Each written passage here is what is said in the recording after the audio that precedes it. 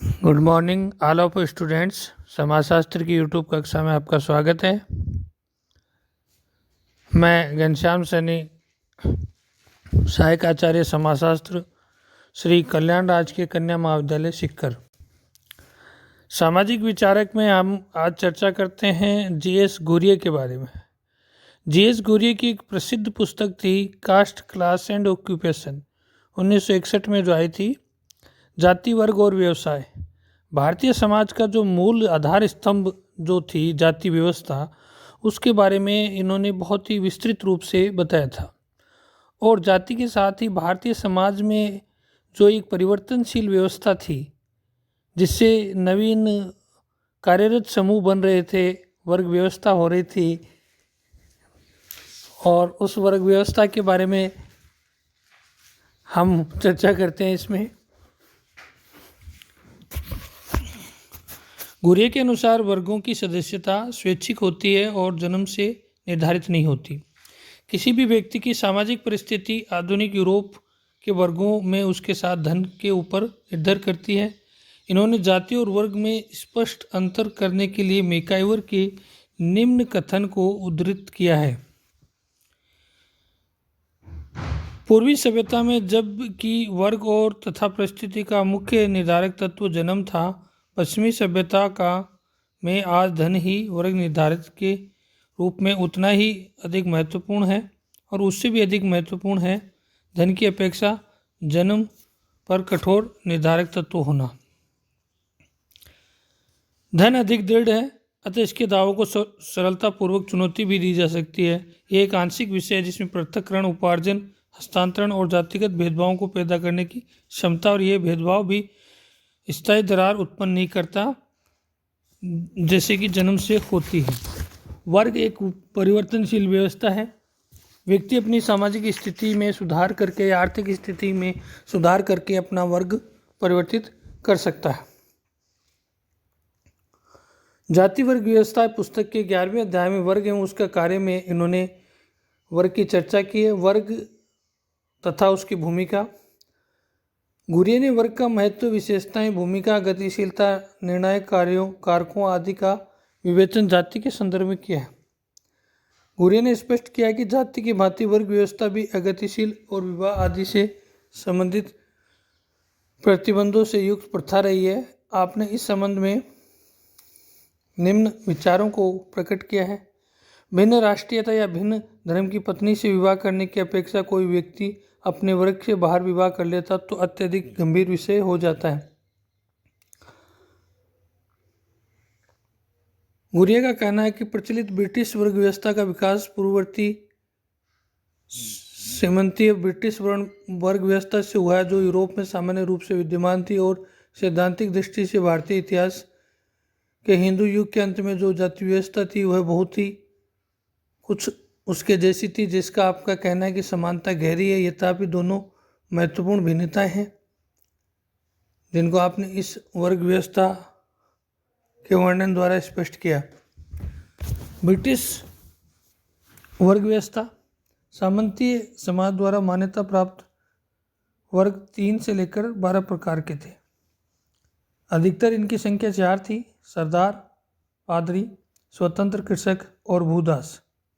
ये उस समय यूरोप की वर्ग व्यवस्था थी, और इन वर्ग व्यवस्था में परिवर्तन लगभग बहुत कम था, और परिवर्तन समाज के भद्र लोग जो थे, बुद्धिजीवी, वो परिवर्तन को अंजाम देते थे। समाज के अन्य वर्गों से श्रमिक वर्ग का पृथक्करण बिल्कुल था। संघर्ष इतना तीव्र था कि एंजिस ने मार्क्स के साथ जो बुद्धिजीवी वर्ग की तैयारी की, वह भी इसमें संभव थी। गुरिये ने इस प्रकार प्राचीन वर्ग व्यवस्था का विवेचन करते हुए वर्तमान में वर्गों के विकास और स्थिति का जाति व्यवस्था के संदर्भ में सारगर्भित पाठ्य परिदृश्य प्रस्तुत किया है। अब हम आगे चर्चा करते हैं जीएस गुरिये ने व्यवसाय के बारे में क्या कहा था। जीएस गुरिये ने जाति के लक्षणों का वर्णन करते हुए अप्रतिबंधित व्यवसायों के चयन के अभाव पर भी विस्तार से प्रकाश डाला। इन्होंने वर्ग व्यवस्था शीर्षक के अंतर्गत लिखा है कि वर्ग व्यवस्था वाले समाज में व्यक्ति की परिस्थिति का निर्धारण व्यवसाय व उससे जुड़ी हुई आय से होता है।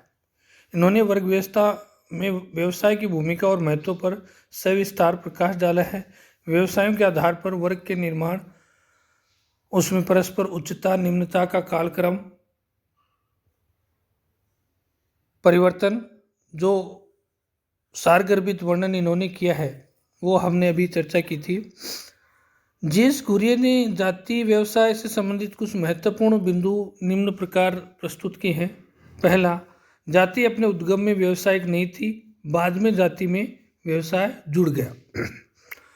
दूसरी बात, 19वीं शताब्दी के प्रारंभ में यह कट्टर विश्वास था कि बहुसंख्यक जातियों में से प्रत्येक का अपना परंपरागत व्यवसाय था और सदस्यों का वंशानुगत व्यवसाय होता था, जिससे त्याग देना अनुचित माना जाता था। तीसरा, सभी व्यवसायों के भारतीय मूल्यांकन में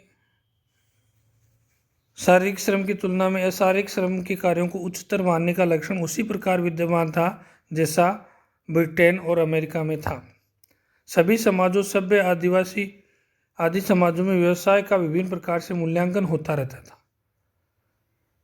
भारत के में कार्य के सामाजिक मूल्यांकन का दूसरा स्वरूप कार्य या उससे संबंधित पदार्थ शुद्ध अशुद्ध पवित्रता भ्रष्टाचार आदि है या नहीं को विशेष रूप से 19वीं शताब्दी में सामाजिक मूल्य का निर्धारक माना जाता था।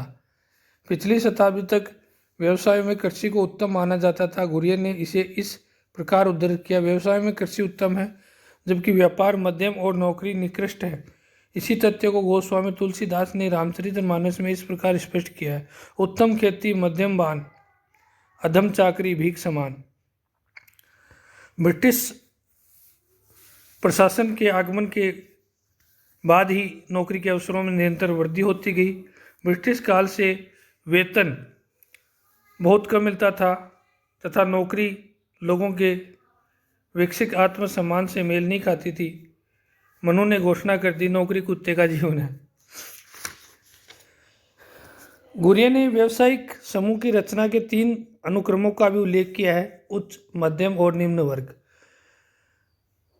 और अध्यापन का व्यवसाय भारत में सदैव एक आदरणीय व्यवसाय के रूप में रहा है। इंजीनियर और भवन निर्माणकर्ताओं का कार्य भारत के प्राचीन और मध्य युगों के विशाल निर्माण कार्यों के रूप में देखा जा सकता है। डॉक्टरी व चिकित्सक का व्यवसाय ब्रिटिश शासनकाल से पूर्व भी भारत में विद्यमान था। गुरियन ने इस व्यवसाय का वर्णन किया कि जो भारतीय जाति में विद्यमान थे, ब्रिटिश शासनकाल में विकसित हुए और वर्तमान में भी हैं। क्लर्कों की बारे में भी इन्होंने बताया।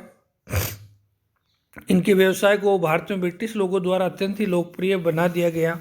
समाज कल्याण की सोची समझी हुई नीति की तरह राज्य नौकरशाही को बढ़ावा देता है।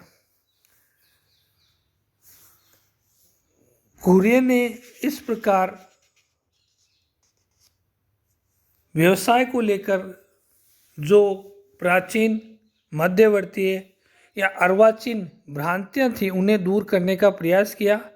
भारतीय समाज व्यवस्था में, विशेषकर जाति व्यवस्था में जो वर्ग के रूप में परिवर्तित हो रही थी, व्यवसाय वर्गों का निर्धारण करते थे, उन व्यवसायों का बहुत ही तार्किक और गतिशील ढंग से उन्होंने वर्णन किया। गुरियन की मान्यता था कि द्वितीय विश्व युद्ध के बाद राज्य द्वारा प्रारंभ किया गया औद्योगिकरण तथा प्राविधिक प्रशिक्षण से जातियों की व्यवसायिक गतिशीलता में तेजी से वृद्धि हुई और इन्होंने बताया कि यह तेजी से वृद्धि औद्योगिकरण के परिणाम स्वरूप आई है। जाति व्यवस्था और वर्ग व्यवस्था दोनों परिवर्तित हुई हैं। धन्यवाद।